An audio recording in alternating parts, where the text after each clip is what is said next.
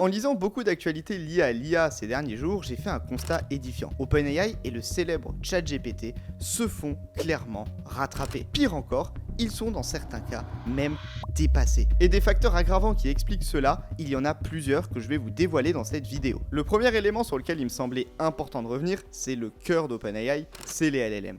Et depuis de nombreux mois maintenant, GPT 3.5, GPT 4 et même encore GPT 4o ont été des modèles qui ont largement surpassé les autres modèles disponibles. Mais aujourd'hui, des modèles comme Gemini 1.5 Pro, Claude 3.5 Sonnet ou encore Llama 3.1 ont quasiment rattrapé tout leur retard.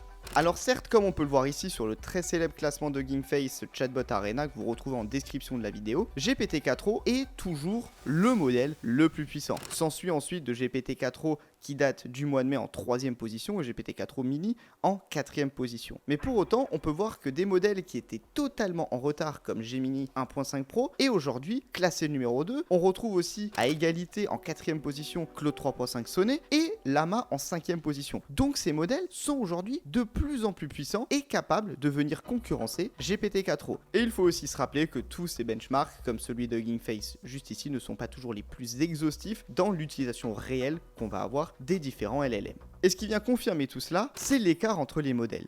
Depuis juin 2023, OpenAI fait clairement la course en tête. Pourtant, depuis mars 2024, c'est d'abord Anthropic qui est venu quasiment rattraper OpenAI, voire même dépasser OpenAI. S'en est suivi de Meta, de Google, qui sont venus aussi, eux, rattraper tout leur retard. Et ce retard, avec les autres modèles, il n'a jamais été aussi petit. N'importe quel modèle est capable de venir concurrencer OpenAI avec des résultats de très bonne qualité. Et alors juste ici, on a vu qu'OpenAI se fait rattraper. Mais je vais aller encore plus loin. OpenAI se fait même dépasser dans certaines catégories. Souvenez-vous, le 15 février 2024, OpenAI annonce Sora. C'est une véritable révolution sur le marché, générer des vidéos depuis un prompt, depuis du langage naturel et des vidéos d'une qualité encore jamais vue à ce jour. Pourtant, 6 mois après, toujours rien. Alors il est vrai qu'OpenAI avait annoncé une disponibilité à partir de l'automne 2024, mais pourtant, d'autres acteurs, beaucoup plus nichés, sont eux venus se positionner avec des nouvelles solutions et surtout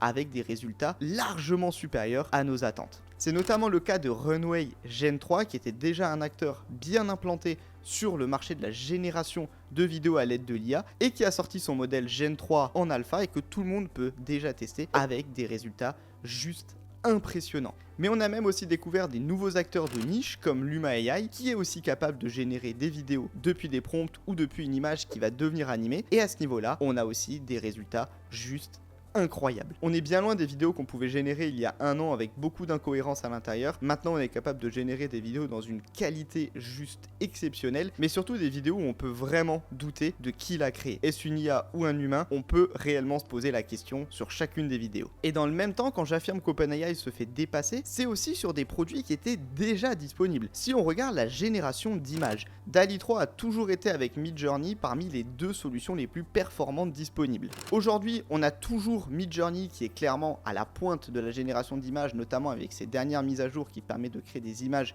totalement époustouflantes. Mais on a aussi des nouveaux acteurs comme Flux One qui est disponible dans X, l'IA d'Elon Musk, qui est capable de générer des images de très grande qualité et sans aucune limite. Il n'y a aucune restriction à utiliser Flux One. Vous voulez mettre Donald Trump à un endroit, vous voulez mettre Emmanuel Macron à un autre, vous pouvez créer tout ce que vous voulez avec Flux One. Et d'ailleurs, on peut voir que toutes ces solutions sont capables d'unir leurs forces. Ici, vous avez un exemple d'une image qui a été générée par Flux One et qui a ensuite été animée par Runway Gen 3 et qui est capable de générer une personne qui donne une conférence et le résultat est juste bluffant. C'est quasiment impossible de remarquer que ça a été généré à l'aide d'une IA générative. Et enfin un sujet, il y a un dernier point qui m'a interpellé, c'est sur la manière de pouvoir interagir avec la voix. On a eu des démos extrêmement bluffantes de Gemini Live. Gemini Live qui est déjà disponible pour beaucoup de personnes. Il faut savoir qu'OpenAI a aussi annoncé les interactions depuis la voix. On avait eu des démonstrations extrêmement bluffantes d'OpenAI sur GPT-4o. Là aussi, ça commence à sortir côté OpenAI, mais on peut se dire que Google et Gemini sont quasiment en train de rattraper ici aussi leur retard avec un modèle qui est déjà disponible. Reste qu'il faudra encore le tester pour voir la pertinence de ce modèle. Enfin, il y a un autre aspect dont peu de monde parle, c'est la fuite des talents chez OpenAI. Saviez-vous que seulement 2 personnes des 11 grands fondateurs d'OpenAI sont toujours en place chez OpenAI aujourd'hui. En effet, en mai dernier, c'est Ilya Sutskever qui était le chef des scientifiques d'OpenAI qui a quitté OpenAI. On a aussi Josh Schulman qui lui est parti chez Anthropic.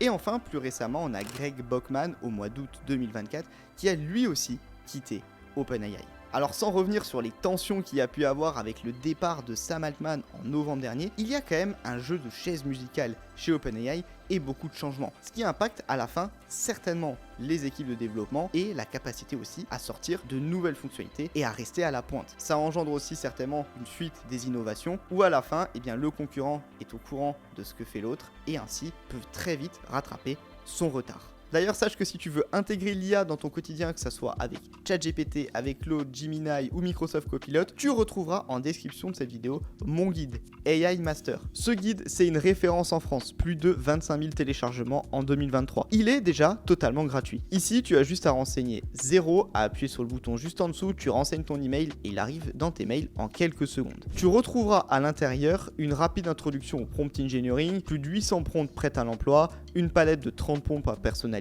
10 GPTs ultra puissants et enfin ma liste des 100 meilleurs outils d'IA disponibles à ce jour que tu peux utiliser. Si tu veux y accéder, c'est en description de la vidéo, c'est totalement gratuit, n'hésite pas à télécharger cette ressource. Alors moi, mon analyse de la situation, elle est premièrement sur un changement de paradigme au niveau des IA génératives. On va se retrouver avec deux types d'IA génératives. Celle où on peut faire tout ce qu'on veut et parfois n'importe quoi. Par exemple, générer une photo de Donald Trump en couple avec Mark Zuckerberg qui est enceinte. Et de l'autre, des IA génératives plus restreintes, plus sécurisées et ainsi plus responsables. Et visiblement, c'est le chemin qu'a choisi OpenAI. Sortir moins de fonctionnalités, faire moins de buzz, mais des choses plus sécurisées, plus responsables. Et cette image, elle le montre bien. Si on compare Anthropic et notamment les modèles Claude avec OpenAI et GPT, si on regarde bien sur la gauche, on a plus de nouvelles fonctionnalités qui sortent quand t'es au Anthropic. En effet, déjà, ils ont rattrapé leur retard, ils se sont aussi certainement inspirés de choses côté OpenAI, mais ils ont sorti énormément de fonctionnalités. Quand OpenAI, on a sorti beaucoup moins. Par contre, si on regarde sur les derniers 6 mois, il y a eu une hausse de 62% des tweets faits par OpenAI liés à la sécurité, lié à la conformité. Ce qui veut bien témoigner qu'OpenAI cherche à créer une image de sécurité, de conformité de ces modèles et de ne pas surfer sur la génération de contenu qui peut parfois porter à certains débats comme le font d'autres modèles. Et à la fin, créer des modèles qui soient sécurisés et conformes, ça doit prendre beaucoup de temps et donc limiter la sortie de nouvelles fonctionnalités afin d'éviter tous ces bad buzz. Parce que la cible d'OpenAI, c'est plus forcément le grand public aujourd'hui. C'est peut-être aussi d'aller s'implémenter dans les entreprises, dans les administrations, et pour ça, il faut à la fin des solutions qui soient sécurisées et conformes. Et c'est aussi peut-être ces différences de vision qui ont pu entraîner